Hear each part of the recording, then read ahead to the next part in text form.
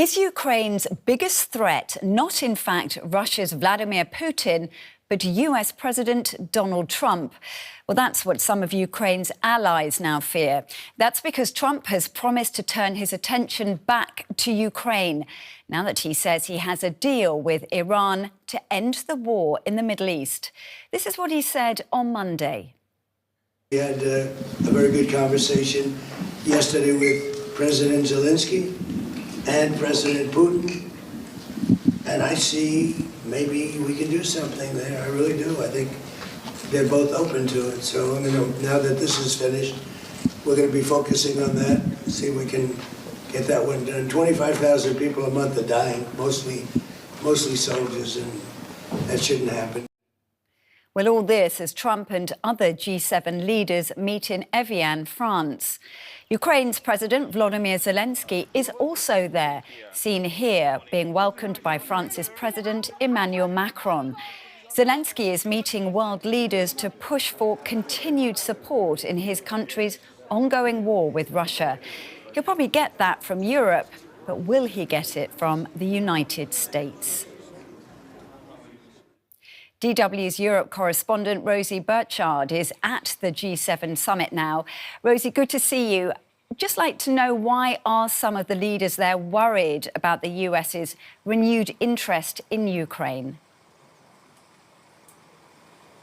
Well, for the United States, its war with Iran has just taken up all its diplomatic energy and kind of headspace over the last few weeks, hasn't it? And you might think for the Europeans, they would say, well, that's bad news for Ukraine, that the US is looking elsewhere. But actually, the way I've had it described to me by some officials is that a kind of disinterested US is not necessarily worse than a United States taking a great interest in Ukraine at the risk, they fear, of the US kind of rushing into a deal that might see Ukraine's security compromised. Of course, you might recall that bust-up between President Zelensky and Donald Trump in the Oval Office last year. The mood music is much better now, but I think what the Europeans really fear here is that Donald Trump seems to be in such a deal-making mood that he may be keen to get something on paper. He said during talks with Emmanuel Macron yesterday, maybe we can do something on Ukraine. The big question for the Europeans is,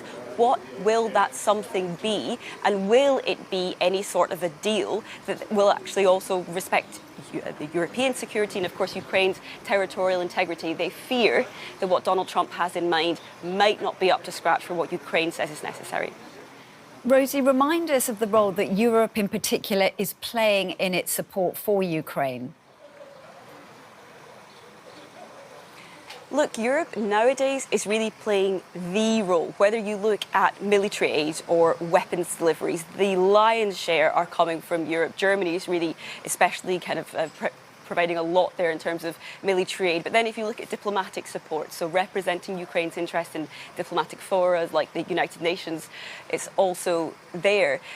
But I think what the big question really is not so much about the support that's already there, of which there is plenty, also with regards to money, right? You might remember us talking about a 90 billion euro loan that was signed off from the EU toward Ukraine. I think the most important thing about that was not necessarily the sums. Of course, Ukraine says it desperately needs that cash, but that not a cent of that money came from the US.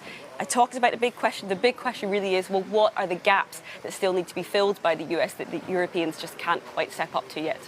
Yeah, and that's a good point, isn't it? Because both Europe and Ukraine still need Washington's continued support, don't they? So I guess diplomacy is really what's key here. I think in terms of the support, what they need is not necessarily quantities. The military aid, the cash, that is flowing from the EU and from European countries towards Ukraine, but it's really about the quality or the type of support. So the US so far is still really crucial for a few key areas, things like military intelligence and some other types of weapons that the Europeans just don't have. They're sometimes called strategic enablers. It's things like certain types of air defense that the Europeans cannot provide themselves. What they've been doing to a large extent is buying some of these weapons from the US to give them to Ukraine. And so far, the US has been perfectly fine with that. Of course, it's US companies which are profiting from it in the end. And we know that the Trump administration is also very interested in their own arms industry. But if the US were therefore to suddenly turn its back on Ukraine or say we're not giving these kind of weapons anymore, especially that kind of intelligence, that really would be leaving Ukraine in the lurch. So that's something they absolutely want to avoid. And that's why you'll see these leaders really trying to put their weight behind at this G7 summit, keeping Trump on side, but above all on message. And that message would be not to cozy up to Vladimir Putin, the Russian president. Yeah, good points there. And I thought it was very interesting that Ukraine's Zelensky had made it clear that he actually wanted Vladimir Putin to join him at the G7 summit. Let's just have a listen to what he said on Monday. We offered Putin to meet anywhere where real decisions to end the war could be made. He does not want it. And we discussed with the US and France the possibility of a meeting with Russia around the G7 with all democratic nations represented. Putin does not want it. Ukraine's Volodymyr Zelensky there saying he wanted Vladimir Putin to meet him at the G7. But Rosie, that was never really going to fly, was it? Look, I think what Zelensky is trying to show there is that he is not the one who is blocking peace. And, you know, it's not the first time he's reached out to the Russian president and said, you know, if you want to talk, I'm available. And I think Zelensky and also the Europeans have been trying to show and stress that Russia doesn't really seem to be having any great desire for peace just now. It seems to be pretty keen on continuing to wage war. And I think that speaks to this broader point. A lot of the diplomacy we've seen over the last few months, especially transatlantic, has been about a balancing act of these two wars. So the war in the Middle East, the US-Israeli war with Iran, and the war in Ukraine there. And I think there are all sorts of open questions about who could, in fact, eventually mediate this war in Ukraine. We've seen the Europeans say essentially they can't mediate because they are on Ukraine's side. We've seen the US absolutely flip-flopping on whether it wants to be involved. There are some states which have managed to be involved in some sort of Russia-Ukraine diplomacy in the past, smaller deals. Think of the Black Sea grain deal, some prisoner exchanges, the likes of some Gulf states. We also saw Turkey involved in that. Some of those Gulf leaders are actually at these talks here in Evian. They're officially here to talk about the Middle East, that other big war, of course. But I would not be surprised if they also end up behind closed doors talking about the war in Ukraine. And of course, that is just some of what leaders will have to chew over in these couple of days, which are coming up here in Evian.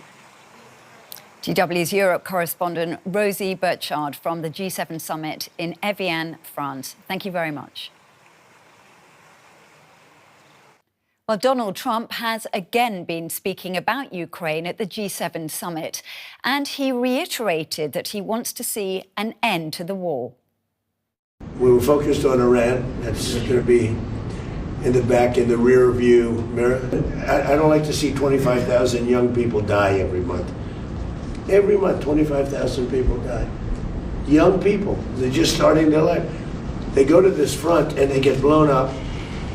And Ukraine is losing a lot of people too. I mean, the whole thing is ridiculous. So, I'm going to do whatever I can. Donald Trump there saying he'll do whatever he can to end the war in Ukraine. Well, Tim Willesee-Wilsey is a visiting professor of war studies at King's College London and also a former British diplomat. I asked him if he thinks Ukraine and its allies should be concerned that Trump wants to re-engage with this war. Well, I think nobody likes to see 25,000 people killed a month. And in fact, I think the figure is actually rather more than that. And obviously, all of us want to see the Ukraine war come to an end. But yes, I think President Zelensky in particular will be rather concerned, because every time Donald Trump has focused on Ukraine, he's not done Ukraine any favors. All of his solutions or suggested solutions have lent very much in favor of President Putin and Russia. And I think, incidentally, that Putin and Russia over the last few weeks have been desperately trying to re-engage Trump on the whole Ukraine issue. Because in many ways, with the war going much more in favor of Ukraine than it had last winter, for example, Trump is Putin's best chance of success. And we'll talk more about the battlefield in a moment. But do you think there is a risk that Trump could end up sidelining Europe in any discussions of ending the war in Ukraine? In theory, yes. But in practice, I think it's unlikely. And I think for a couple of reasons. Firstly, Trump talks about Iran in the rearview mirror. I mean, it is absolutely not in the rearview mirror. We must remember what this agreement is that they're going to sign on Friday. It's a framework agreement. It's a very, very basic 1.5 pages of A4, J.D. Vance described it as.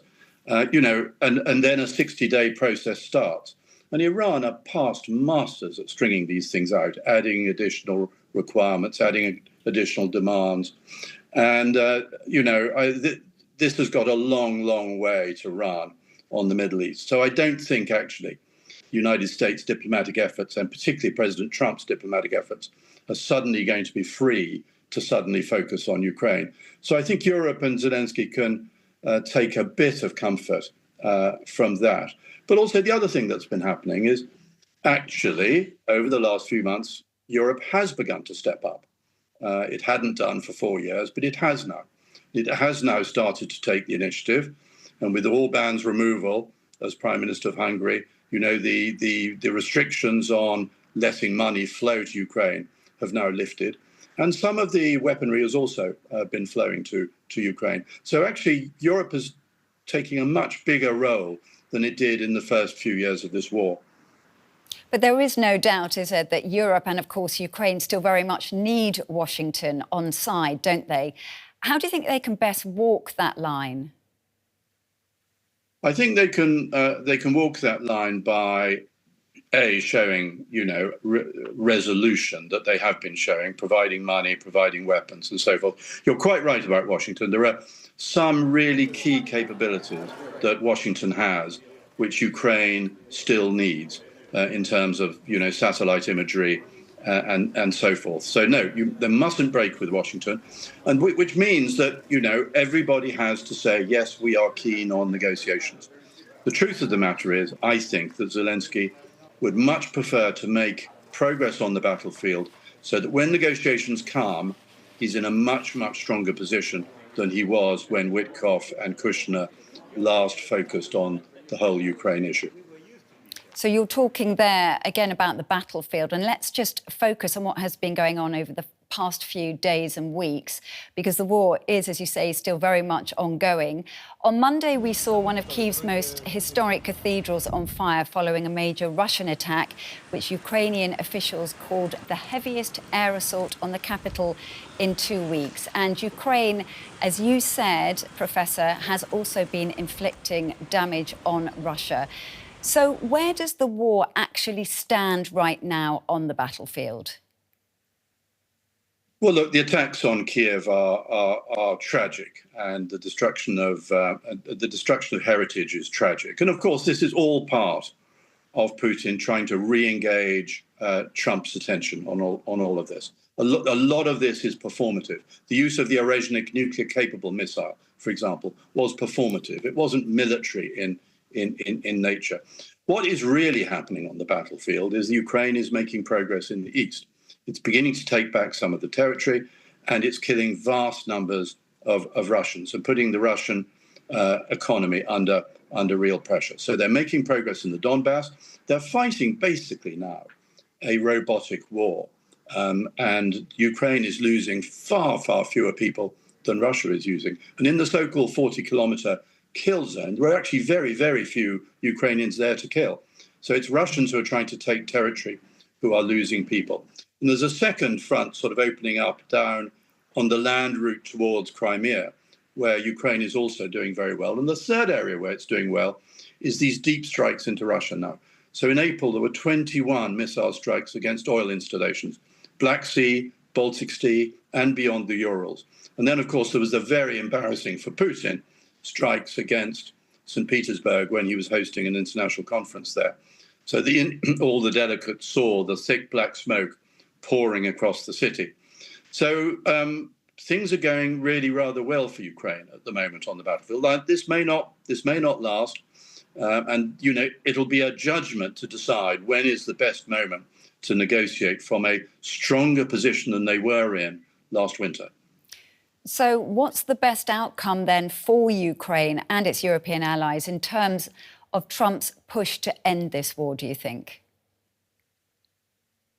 Well, I don't want to say anything which sort of implies that anybody wants the war to go on longer than it should, because it is a really dreadful war, and it's already now gone on longer than the First World War. But I think what is actually going to happen is Trump is going to find that his hands are very, very full with Iran for months to come. And I suspect he's not going to find it easy to detach bandwidth, really, foreign policy bandwidth, to focus on Ukraine. Tim Willsey, Professor of War Studies at King's College London, thank you very much for your insights. Thank you. So what do you think? Is Trump's re-engagement with the war in Ukraine a help or a hindrance to Kyiv and its allies? Or is his involvement the only way peace between Russia and Ukraine can ever be secured? Do let us know in the comments, and please don't forget to subscribe to our channel. I'm Alex Forrest-Whiting. Thanks very much for being with us. See you next time.